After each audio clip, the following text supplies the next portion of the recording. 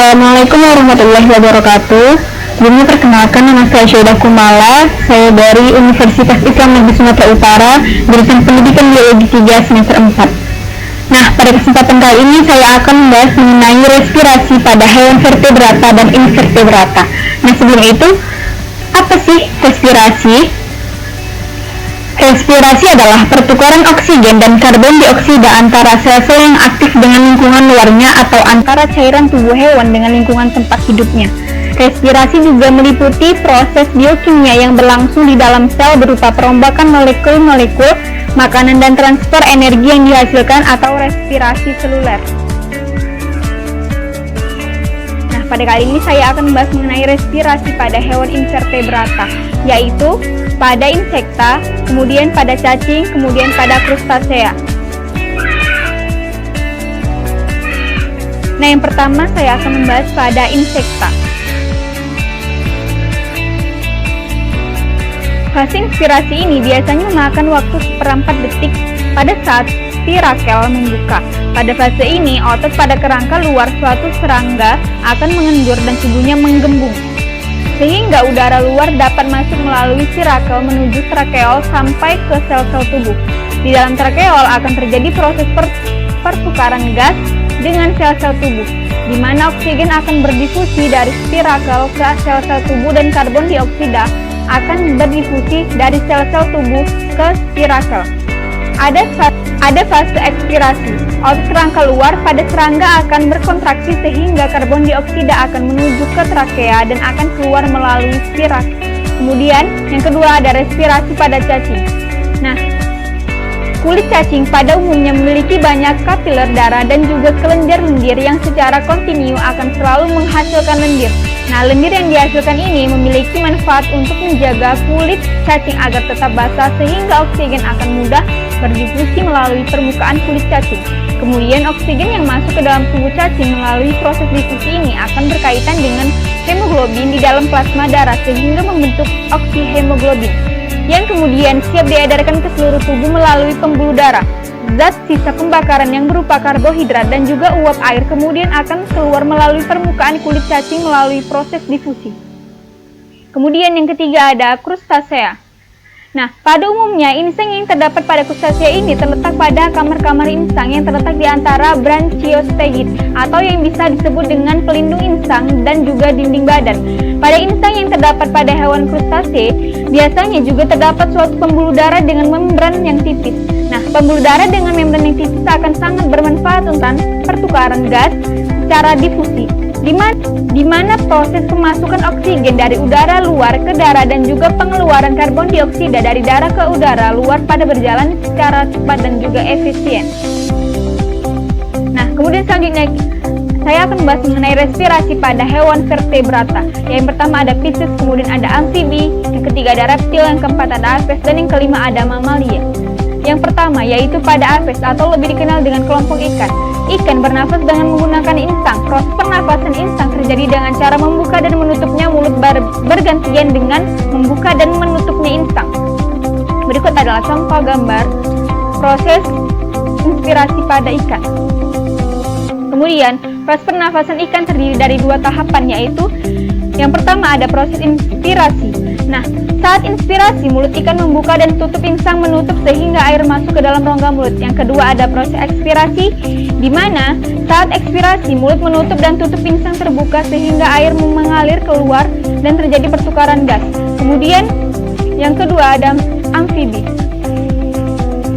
Nah, seperti yang kita ketahui bahwasanya hewan amfibi adalah hewan yang dapat hidup di darat dan di air. Kemudian, salah satu contoh hewan amfibi adalah katak. Nah, alat pernapasan katak berupa insang, paru-paru, dan kulit. Katak merupakan hewan yang mengalami metamorfosis sempurna. Kemudian berikut adalah proses pernafasan pada amfibi, di mana yang pertama, ketika masa berwudu, katak bernafas dengan insang. Setelah menjadi katak muda, insang mulai menyusut dan paru-paru mulai berfungsi. Kemudian yang kedua, saat bernafas, terjadi proses penambahan udara ketika otot rahang bawah katak sedang mengendur, sedangkan otot yang dinamakan sternohyoidieus mengalami kontraksi sehingga udara dapat masuk ke rongga mulut. Setelah melalui rongga mulut, maka udara akan masuk menuju paru-paru dan akan terjadi proses pertukaran gas di sana.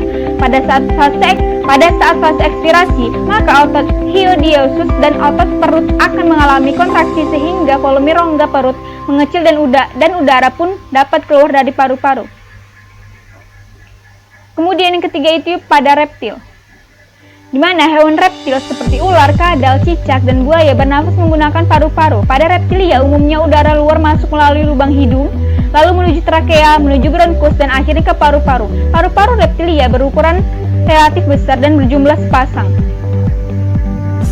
Kemudian, proses pernafasan pada reptilia yang pertama adalah saat fase inspirasi. Saat fase inspirasi, tulang rusuk akan terangkat dan merenggang sehingga volume rongga dada pun pastinya akan semakin besar.